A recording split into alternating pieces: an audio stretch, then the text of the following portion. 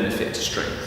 What we're looking to achieve is not necessarily getting stronger in the weakest point, but in the points where form can deteriorate, where it could be the weakest point, but the point where things can go wrong as such.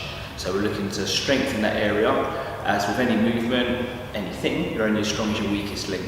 The most common one is to pause at the bottom, but it's done in a few different ways. Again, like I say, if you're attacking what is your weakest point, it can be implemented at different points. So on the way down, on the way back up as well, but generally speaking, they're a lot harder to be precise with. And the pause at the bottom, for bang for your buck overall, is the best one because you're looking at building tightness, you're looking at strength at that point where often you're using a bit of momentum, a bit of bounce out the bottom, so you get stronger from there. It's going to have loads of benefits to your squat, but also can carry over into the rest of your lower body training as well.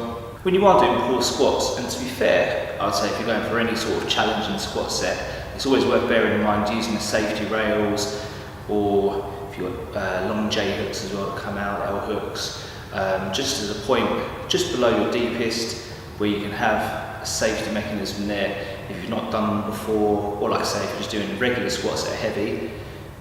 Getting those in takes an extra minute of your time to set up, but can save the day if necessary. Plus the mental benefit you get from it, from having that extra confidence at the bottom, can really help to benefit your technique. And for the pause, it's one of those ones where you'll see paused reps, paused for a really short period of time, paused for a really long period of time. But how does it make your form exactly where you want it to be?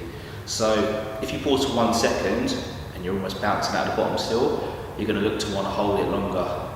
If you're holding for 5 seconds down at the bottom, you're holding your breath, going red and you can barely make it back up, you might be pausing a little bit too long. So looking for 2 to 3 seconds being a good sort of average, because if you tell someone 1 second, they're more than likely not going to pause. When you're at the bottom of the squat and you're in that pause position, you're thinking about everything in your body, like we said a moment ago, staying tight, so creating tension.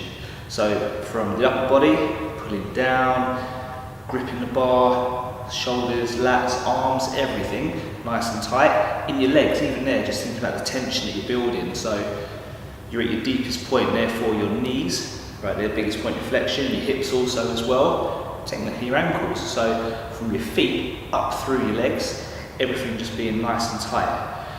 A lot of times it's easy when you're at the bottom of squats, we're thinking, when am I going to get back up? Okay, rather than thinking about getting back up, you build that tension, create that tightness. That is going to help you get back up by default, because you're creating the best position, which will allow you to get back up as strongly as possible. If we're at the bottom of the squat, we've held the pause, and we're looking to obviously get back up. We want to be driving up with as much power as possible. The factors you're looking at is, again, how tight can you hold yourself? So you want to power up as much as you can, drive down through the legs, but only where it's not at the expense of your positioning. So from the upper body through the torso, your positioning stays tight. So you drive up as hard as you can without losing any of that. That's where we want to be. And again, that's what we're looking for from the pause squat, because you've got the time to settle at the bottom to really think about that positioning and that tightness, and then maintain it on the way up. Okay, if you're going to let yourself get loose on the way up, you've almost defeated the object of the pause squat and the tightness you kept while you're down there. Pause squats are great as you warm up through your sets into your regular squats. So in the early sets of warming up, putting some pause squats in while the weight is comfortable, say 50 to 60% or less of your working weight for the day. That could be a good area to put some pause squats in. So again, you're getting everything a little bit more ramped up and ready for your squats, even just technically, getting everything dialed in. If you were to use them standalone, it still wouldn't be too much more in terms of percentage wise. So obviously I've just said there 50 to 60% of your working weight for the day. If you were doing working sets as a standalone exercise, you might look at 50 to 60% of your max. So still fairly on the comfortable side, but you want that positioning, the tension to be the number one priority. It's another low rep exercise. Strength training, low reps on the whole. Pauses, more time under tension. Again, if you're looking at 3 to 5 or 6 reps, be plenty. Okay, pause squats, give them a go. Let us know how you get on. Ask any questions you've got in the comments below as well.